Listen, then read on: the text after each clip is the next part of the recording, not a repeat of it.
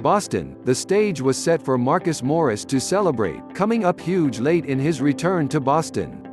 But in the end, the Knicks saw the celebration spoiled again.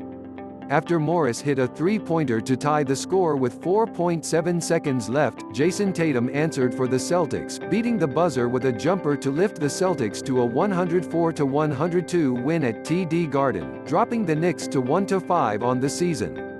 Morris exchanged hugs with his former Celtics teammates, blowing kisses to the crowd, but with a 29-point effort, could not leave with what he wanted most, and what the Knicks needed most. The last-second shot ruined what had been a solid effort by the Knicks as they shifted strategies and seemed to change their fortunes. David Fizdale had kept Frank Ntilikina on the bench for all but 18 seconds when Kemba Walker scored 32 points at Madison Square Garden in a one-sided Celtics win over the Knicks last week. And he had stuck to the idea that even with Ntilikina forced into action in a depleted backcourt, he would have him coming off the bench as recently as Thursday in practice. But Friday, as the Knicks went through their morning shoot-around with every seat in the stands adorned with a poster of Walker, Fizdale announced that he had a change of heart and was inserting Ntilikina into the starting lineup for the first time this season. Ntilikina did his part, solidifying the Knicks' defense and limiting Walker when he was the primary defender on him. But the Knicks turned to a strategy of almost constant switching, leaving mismatches all over the floor. And in the end, Walker did his damage, scoring 33 points. The Knicks have more issues than just figuring out how to use Ntilikina. Shooting woes, turnovers in bunches and untimely defensive lapses spoiled what was a tough fight.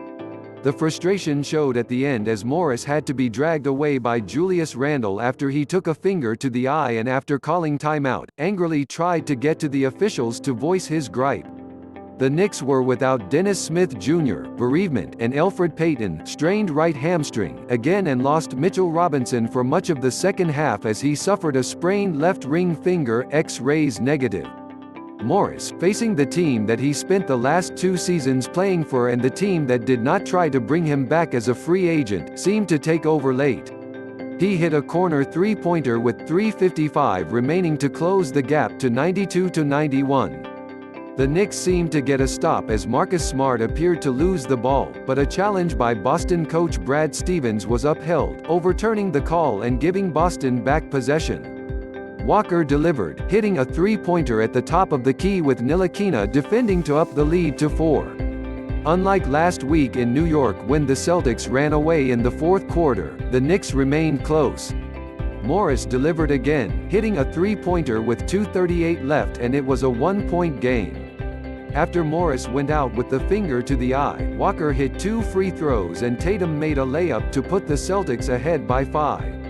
Randle hit 1 of 2 from the line and Smart answered at the other end doing the same. Morris, inserted back in the game, was fouled shooting a 3 with 57.6 seconds left. He made 2 of 3 to make it a one-possession game with the Celtics up 100-97.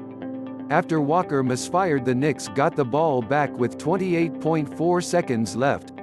Morris was fouled away from the ball by Tatum and hit 2 free throws, closing it to a one-point game with 17.7 seconds remaining.